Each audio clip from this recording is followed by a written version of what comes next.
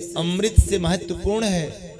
लिया पलड़ा, एक तरफ भागवत कथा को रखा तराजू पर, दूसरे तराजू के पलड़े पर अमृत को रखा। भैया भागवत कथा का पलड़ा भारी हो गया और अमृत का पलड़ा तुच्छ हो गया, हल्का हो गया।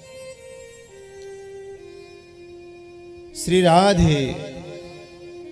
तो भैया ये भागवत कथा अमृत भगवान को अत्यधिक प्रिय है, भगवान के संतों को अत्यधिक प्रिय है। देखिए दो प्रकार की गंगा निकली है, एक भगवान के श्रीमुख से भागवत अमृत भगवती गंगा, भागवती गंगा, और दूसरा भगवान के श्री चरणों से भागीरथी गंगा। उसे शरीर का हर अंग महत्वपूर्ण है, लेकिन कंपेयर किया जाए तो चरणों की अपेक्षा ये श्रीमुख बहुत ही महत्वपूर्ण है।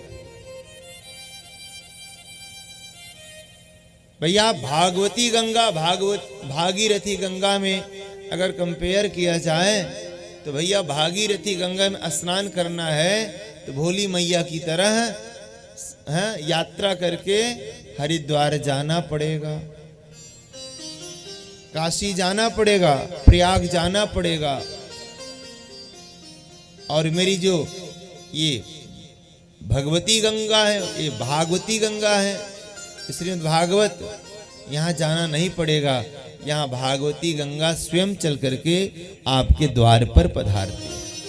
सोचिए कितनी कृपा है। और दूसरा, जब आप उस गंगा में स्नान करते हो तो उसमें ध्यान रखना पड़ता है कि ज्यादा गहराई में ना चले जाओ, नहीं तो डूबने की आशंका बनी रहती है। लेकिन प्यारे, ये जो हमारी भागवत रूपी गंगा है, इसमें खूब डुबकी लगाओ, डूब जाओ। जितना ही डूबोगे उतना ही ज्यादा आनंद की अनुभूति जीवन में होगी, प्रसन्न होगे। इसमें कोई अनुशासन नहीं, खूब डूबिए, मस्ती के साथ डूबिए। और वास्तव में जब तक डूबेगे नहीं तब तक कथा का आनंद भी मिलने वाला नहीं है। प्रेम से कहिए श्री राधे। जिस प्रकार से वो भागीरथी गंगा प्रयाग में जाकर के संगम होती हैं, कौन कौन सी नदियां मिलती हैं बोलिए, कुछ आप लोग सुनाइए ना, हम ही सब सुनाएंगे। गंगा जमुना सरस्वती, ऐसे भागवत रूपी गंगा में भी संगम है। सरस्वती नदी के तट किनारे व्यास जी ने श्रीमद् भागवत महापुराण का लेखन किया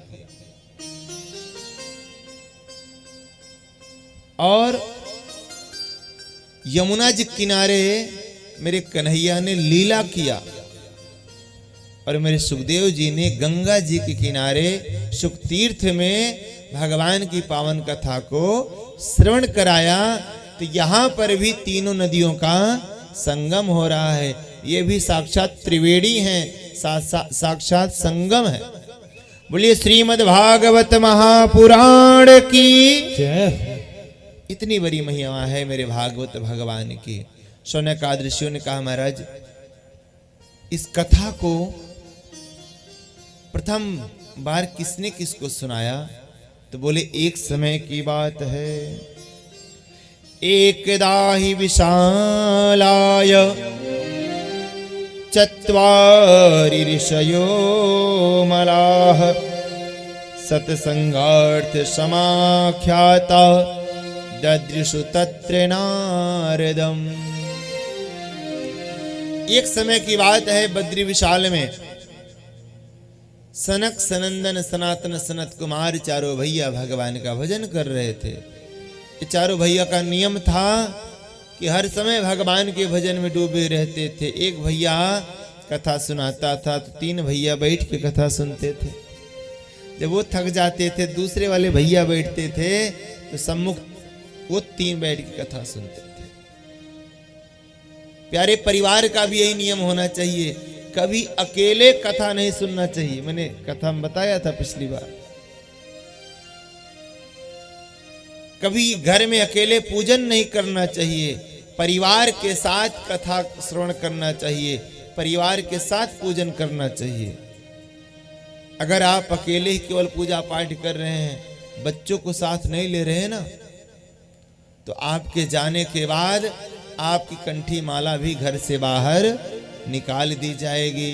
ठाकुर जी भी सलाह दिए जाएंगे कि अम्मा थी करती थी, अब मैया चलेगी कौन सेवा। तो भैया अकेले नहीं, बच्चों के साथ परिवार के साथ मिलकर के भगवान का भजन करना चाहिए। अरे भैया मरना तो सभी के है, आपके जाने के बाद भी आपके घर परिवार में आपकी गोमुखी, आपकी तुलसी की माला, आपके ठाकुर जी रहें और निरंतर भगवान का पूजन वंदन भजन कीर्तन आपके घर में चलता रहना चाहिए। इसलिए प्रयास करें ज्यादा से ज्यादा संख्या में परिवार के साथ, समाज के साथ बैठ करके इस कथा को, भगवान के भाव को श्रवण करना चाहिए, भगवान के पूजन को करना चाहिए। प्रेम से कहिए श्री राधे। ये हमारे राजीव जी चाहते तो अकेले कथा सुन लेते घर में बैठ के, हाँ, लेकिन नहीं, इन्होंने समाज के साथ कथा श्रवण करने का निर्णय लिया है। शोभा यात्रा क्यों निकाली जाती है? वो इसलिए निकाली जाती है कि नगर वासियों को पता चल सके कि यहाँ भागवत भगवान आके विराजमान हो रहे हैं, वो भी इस पुण्य का लाभ ले सके। इसलिए शोभा यात्रा निकाली जाती है। और भागवत भगवान की महिमा गाते हुए सूत जी महाराज कहते हैं, जो शोभा यात्रा में जो सुहागिन महिलाएं सिर पर कलश धारण करती हैं, उनका सुहाग सदैव बना रहता है। जितने कदम शोभा यात्रा में चलती हैं, उतने ही यज्ञ का फल उनको प्राप्त होता है। आप लोग सौभाग्यशाली हैं। आज जो आपने केवल पग यात्रा ही नहीं की है, अपितु पग यात्रा के साथ साथ आपने नृत्य भी किया है, आपने भजन भी किया है। एक बार आपके अपने लिए भी ताली बनती है। प्रेम से कहिए श्री राधे। आप लोग सौभाग्यशाली हैं प्यारे, बहुत सौभाग्यशाली हैं जो ऐसा शुभ अवसर आपके जीवन में प्राप्त हुआ। देखिए, जो देवताओं को नहीं प्राप्त हुआ वो आपको प्राप्त हो रहा है। वो कोई न कोई माध्यम बना है, चाहे हमारे ये त्यागी जी क्यों ना बने हो उसका माध्यम, लेकिन बने हैं। प्रेम से कहिए श्री राधे।